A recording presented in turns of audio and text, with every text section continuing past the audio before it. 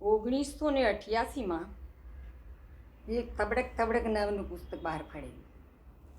એની અંદર 1987માં લખેલું એક કાવ્ય હતું, બાલકાવ્ય. અને એ કાવ્ય આખા ગુજરાતના બાલ મંદિરોમાં અને પ્રાથમિક શાળાઓના ક્લાસીસમાં ગવાય છે. પછી એ લોકોને ખબર હોય કે ન હોય એ મારું છે એ જુદી વાત છે, પણ મારું આ કાવ્ય એટલે બધે ઠેકાણે ગવાય છે. તો ચકલીઓનું કાવ્ય છે, તો હું એ ગાઉં. એક મજાનો માળો એમાં 10 ચકલી રહેતી, એક ચકલી ચોખા ખાંડે, બીજી મગડા ભરડે.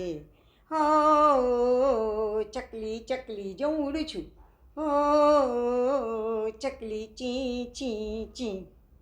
ત્રીજી બેઠી કરે તડાકા, ચોથી ચોખા ચાળે, પાંચમી ઓરે ખીચડીને, છઠ્ઠી છમછમ નાચે. હો ચકલી ચી ચી ચી. સાતમી શાક સુધારે ને, આઠમી હજી ઊંઘે, નવમી નીરભરી લાવે ને, 10મી દમ ભીડાવે. હો ચકલી ચી ચી ચી. કહો ખીચડી થઈ ગઈ છે, હવે કોણ જમે કોણ રમે. અમારે નિયમ છે બાલ સાહિત્યનો કે પ્રત્યક્ષ બોધ ના અપાય, પણ એવી સુવિધા રખાય કે બાળકોને પરોક્ષપણે બોધ મળી જાય. એટલે મારી કવિતા તો અહીંયા પૂરી થઈ હતી, પણ મારી પડખે 3 વર્ષની આ છોકરી સૂતી હતી. અમારા નાના ભાઈ ડૉક્ટર દીપકની બેબી છે, એનું નામ છે સ્તુતિ. અમે ટીલું કહેતા હતા. એ મને કે હું કહી દઉં કોણ જમે ને કોણ રમે. મેં કીધું આ કહે ને. મને કે પહેલાં છેલ્લી ટી ગાઉં, એ રાગે હું તમને કહું. વળી જાણે કવિ થવાની હોય ને એમ બોલી. એટલે મેં કીધું કહો ખીચડી થઈ ગઈ છે, હવે કોણ જમે કોણ રમે. એટલે એણે ગાયું, જે કામ કરે એ જમે ને ના કરે એ રમે. મેં કીધું શાબાશ શાબાશ, બહુ સરસ તે કહ્યું. પછી શું થયું, મને કે આપણે તો રોજ 9-10 વાગે વાર્તા કહીએ, પછી વાર્તાનું નાટક ભજવીએ અને મચ્છરદાનીમાં આપણે નાટક કરીએ. આમાં કેવી રીતે નાટક કરશું? આજે તો વાર્તાનું એટલે તમે કવિતા ગાય. મેં કીધું કવિતાનું નાટક કરશું. મેં કીધું જો આમાંથી જે ચકલી તને ખવડાવવા જેવી લાગે ને, એને માટે તારે કહેવાનું હા ભાઈ હા એ જમે. અને જે ખવડાવવા જેવી ના લાગે ને, એને માટે કહેવાનું ના ભાઈ ના એ રમે.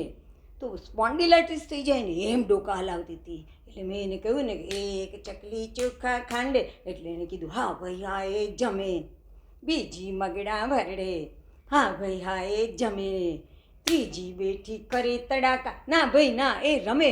પછી ઓલી છઠ્ઠી છમછમ નાચતી હતી ને, એને માટે એ બોલી હતી કે ના ભાઈ ના એ રમે. અને ઓલી દમ ભીડાવતી હતી ને, કામ ન કરે ને પછી આપણને વળે એ કામ કર, એને પણ એને માટે પણ કીધું ના ભાઈ ના એ રમે. આમ તડાકા મારે એ રમે, છમછમ નાચે એ રમે, અને બધાને વઢે છે એ પણ રમે. આવું બધું એણે ગાયું.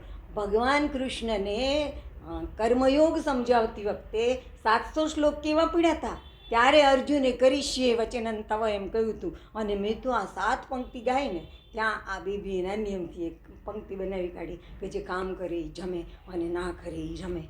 પછી તો બીજે દિવસે સવાર ફળી.